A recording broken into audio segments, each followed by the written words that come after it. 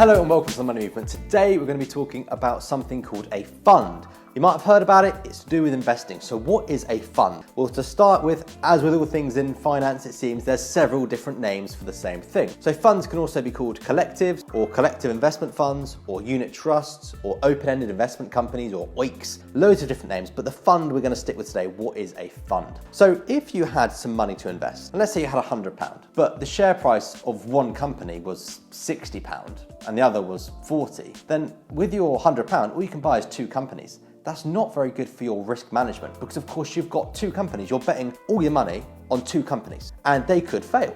So you might lose some or all of your money. So how can you spread that risk without having tons of your own money to buy all these different companies? That's where funds come in. So instead of buying a share directly, you actually buy a unit or a share in a fund. And then that fund pools your money together with loads of other people's into a big pot. And then they use that money to buy loads of underlying companies. So you still have exposure to those companies that you could have bought directly, but you do it through a pool of money with everyone else, which can help save on fees because when you buy shares directly, there's stuff like stamp duty and there's levies and there's broker fees to pay. So you don't have to pay any of them and you benefit from every pound you invest.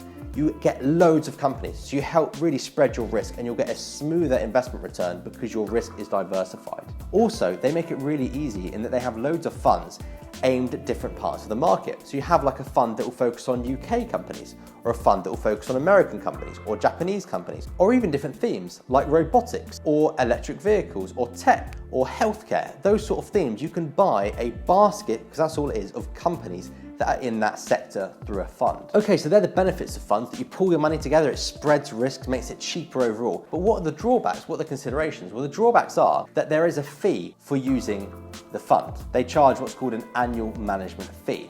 And that's how much they charge to manage the money. Now there's two types of management. There's either passive or active. Passive is when it's just tracking the market. You don't want to outperform the market. If the market goes up 10%, your money will go up 10%. If it falls 10%, it will go down 10%. That's a passive fund and they're as cheap as the investment markets go. They're about 0.1% a year. And what that means is for every £100 you invest, it will be about 10p a year. But you don't get any management, you're just buying what the market does. Or you have an active fund, which charges more like 75p per £100 you invest.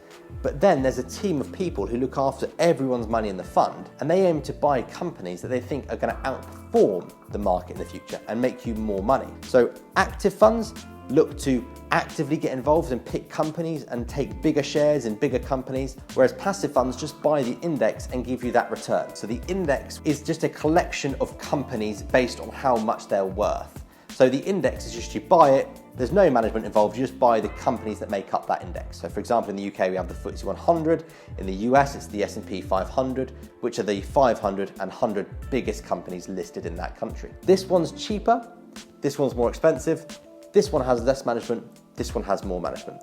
But the important thing of both is they do charge you to have that pooling effect, but it's worth the money if you're a small first-time investor because it's how you get that diversification and you're not taking big risks on single company shares because of how much the shares cost. So there we have it, that's what a fund is. It's pooling your money together with other people's and buying a wide range of companies. So the benefits of this, it diversifies your risk. Even if you've got a small amount of money, you can own loads of companies all across the world, which you wouldn't be able to do unless you had tons of money yourself. What are the drawbacks? Well, you have to pay a fee to the person who manages the fund. So that fee is also going to be paid if you were to buy them directly because you have things like stamp duty and you have levies and broker fees, but it's a different cost. So you are going to pay a percentage of the amount of money you invest in these funds to the fund managers to either actively manage them or passively manage them depending on what you want. So I hope that helps. But if you've got any questions about funds, how they work, what it means for you, then please do contact us and we're really, really happy to help. But until next time, you take care. So we're going to help you kick off your investing journey the way that we did ourselves way before the money movement started. And that's through an app called Tickr. It's where we invest our personal money and we think you should too. So if you want to find out why, it's a massive playlist up here full of content as to why you should invest via Tickr, how it works and why we think it's the best way to start investing. And if you sign up using our referral code, which is Money Movement, then you'll get £5 added to your account and a tree planted to help you save the world while you're investing your money. You better subscribe, follow our Instagram, Facebook, LinkedIn, the lot. What else? Twitter, get on it. Oh, you said TikTok. No. TikTok. Everything. They're all down here, alright, so subscribe. Down here is in the description. Sweet.